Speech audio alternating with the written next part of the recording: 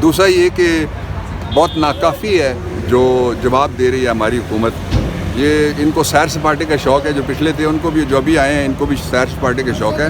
میں ان کو یاد دلانا چاہتا ہوں, میں کیبنٹ منسٹر کے طور پہ, آپ سارے بھی اور آپ میں سے اکثر لوگ شریک ہوئے تھے, آپ بھی غالباً تھے, جب اسلامی کانفرنس آخری جو پاکستان میں ہوئی ہے, عمران خان کے دور میں ہوئی ہے. کئی کمیٹیاں ایسی ہیں جس کی سربراہی پاکستان کے پاس ہے.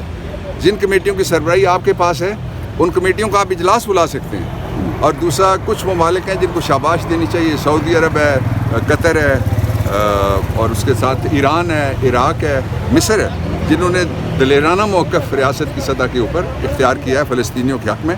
فلسطینیوں کے بچے مارے جا رہے ہیں. فلسطینیوں میں اس صدی کا سب سے بڑا قتل عام عورتوں کا.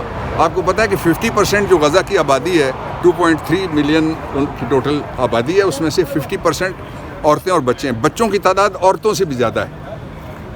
وہاں ایک کربلا ہے جو بچوں کے لیے آئی ہوئی ہے, اور جو کل کا ڈیتھ کاؤنٹ تھا اس میں 130 کوئی ٹی وی کہہ رہا تھا, مغربی کوئی 125 بتا رہا تھا کہ وہ بچے ہیں, اور 170 کے قریب عورتیں جو ہے وہ شہید ہوئی ہیں. ابھی تعداد گنی ہی نہیں جا سکتی, اس لیے کہ وہاں دن سے لے کے رات تک بمباری ہو رہی ہے. اور بڑا ہی گھٹیا رول ہے جو ویسٹرن مین اسٹریم میڈیا ہے اس کا, اور اس کے لوگ جو ہیں وہ پارٹی بن گئے, کالے کپڑے پہن کے وہ کہہ رہے ہیں اسرائیل کے اوپر حملہ ہو گیا. اور 1967 سے قبضہ ہوا ہے غزہ کی پٹی کے اوپر. وہاں جو 9 پوسٹیں ہیں ان میں سے 1 مصر کے پاس ہے, 8 پوسٹیں اسرائیل کے پاس ہیں. ان کو شرم آنی چاہیے جس طرح سے انسانیت سوز یہ مظالم ہو رہے ہیں اس کے اوپر جو خاموشی ہے. لیکن جو مسٹر انٹونیو جنرل سیکرٹری ہیں, کل انہوں نے بیلنس بات کی ہے, گوترس نے بیلنس بات کی ہے. اس میں انہوں نے کہا ہے کہ جو کچھ ہو رہا ہے وہ انٹرنیشنل لاء کے خلاف ہے. تو مسلم امہ کو جاگنا چاہیے, اور وہ جو شناخان تقدید ہے مشرق ہیں ان کو بھی جاگنا چاہیے, ان کو آگے آنا چاہیے, آ کے ان کو اپنا کردار ادا کرنا چاہیے. پوری یکجہتی ہے پاکستان تحریک انصاف کی جو فلسطین کے مظلوم عوام ہیں, اور ذاتی طور پہ میری بھی. ہم سارے دکھی ہیں, اور اس دکھ کا اظہار ہمیں کسی نہ کسی مناسب ذریعے سے لکھ کے بول کے کرنا چاہیے. آپ نے بتایا کہ سائبر کیس بنانے والوں کو شرمندگی ہوگی. کیا عمران خان صاحب کی ضمانت ہو جائے گی؟ پہنچ گئے ہیں, انہوں نے ایک نجی ٹی وی کو کل انٹرویو بھی دیا ہے. کیا کہیں گے آپ سر؟ وہ اغوا ہوئے تھے, دوبارہ منظر پر آگے وہ کہتے ہیں کیا ہوا, اور کتنے رہنما ایسے ابھی باقی ہیں جو صداقت عباسی کی طرح انہیں کی ڈگر پر چلیں گے؟ دیکھیں,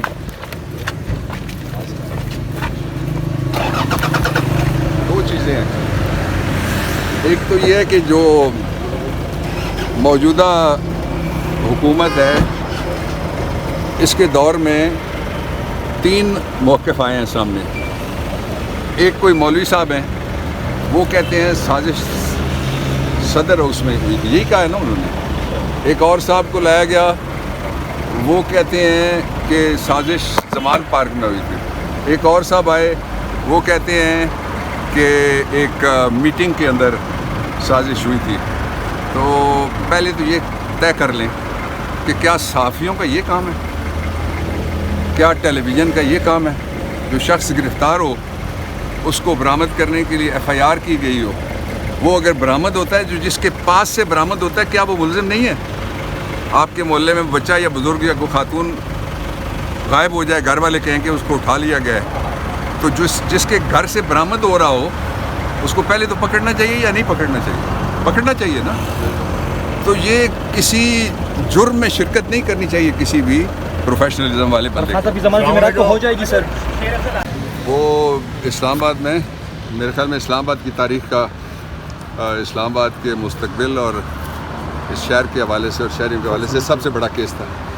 وہ جسٹس بابر ستار صاحب کے پاس, یہ وہی کیس ہے جس میں جسٹس بابر ستار صاحب نے ڈپٹی کمشنر کے جو جاری کردہ تھے, سسپینڈ کیے ہوئے ہیں ایم پی او کے آرڈرز. میں نے ان کو بتایا پورا آئین پڑھ کے کہ اسلام آباد ایک علیحدہ ٹیریٹری ہے, اور اس میں جو اسلام آباد ٹیریٹری کے لیے قانون ساز ادارہ کوئی نہیں ہے. فیڈرل گورنمنٹ پورے ملک کے لیے قانون بناتی ہے.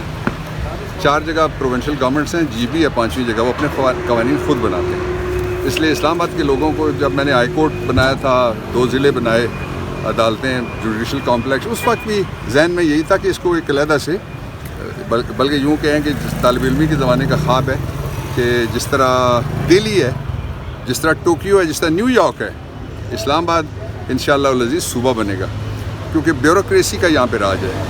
جو چیف کمشنر ہے, جو ڈپٹی کمشنر ہے, جو آئی جی ہے, پروٹوکول کے علاوہ ان کا کوئی کام نہیں ہے. اور جو شہری ہیں, آپ نے دیکھا جتنی جو اسٹریٹ کرائم کہاں پہنچ گیا ہے, موبائل سنیچنگز کہاں پہنچ گئی ہے, روز ڈکیتی کی وارداتیں ہوتی ہیں. اس لیے یہاں افیکٹو نظام تب آئے گا جب شہری نمائندے ہوں گے گورنمنٹ میں. دوسرا اس کے ساتھ یہ تھا کہ 3 آج کے مسائل جو ہیں میں نے بتایا, وہ کانسٹیٹیوشن کے پریمبل میں سے ایک مسئلہ یہ کہتے ہیں سارے قومی یکجہتی ہونی چاہیے. قومی یکجہتی کسی مارشل آرڈر کے ذریعے سے نہیں پیدا ہو سکتی, اور قومی یکجہتی کے لیے ضروری ہے کہ جو بنیادی گارنٹی ہے ریاست اور قوم کے ذریعے, اس پہ عمل کیا جائے. یہ لکھا ہوا ہے کانسٹیٹیوشن کے مختلف دفعات میں بھی لکھا ہوا ہے, اور جو پریمبل ہے اس کا دیباچہ اس میں بھی لکھا ہوا ہے.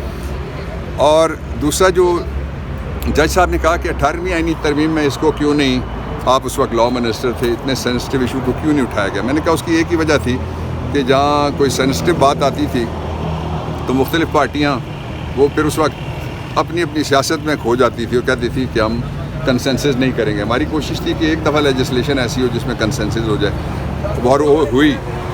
اب جو اہم نکات ہیں اس کے, ان کے لیے منڈے کو جج صاحب نے مجھے کہا ہے کہ اس کی, آپ کہتے ہیں کہ قانونی کوئی نہیں ہے, تو پھر اس کی جو کانسٹیٹیوشن کے حوالے سے اس ایم پی او کا کیا مستقبل بنے گا, اس کے اوپر میں نے کرنا ہے. 2 باتیں میں اور ساتھ کہہ سکتا ہوں آپ کے لیے. پہلی بات یہ ہے کہ جو سائفر کیس ہے, پچھلی گورنمنٹ کو بھی اس گورنمنٹ میں سوائے شرمندگی کے کچھ نہیں ملنا اس میں سے, اس لیے کہ جو ان کے 3 موقف ہیں.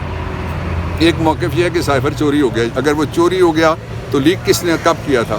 اگر چوری ہو گیا تو شہباز شریف اور جو اس کے دور کی جو کمیٹی بیٹھی تھی نیشنل سیکورٹی کونسل, انہوں نے کیا دیکھا تھا؟ پھر انہوں نے جنگ اخبار دیکھا تھا, انہوں نے ڈان پڑھا تھا, انہوں نے نیوز ویک پڑھا تھا, کیا پڑھا تھا اگر سائفر ہی نہیں تھا؟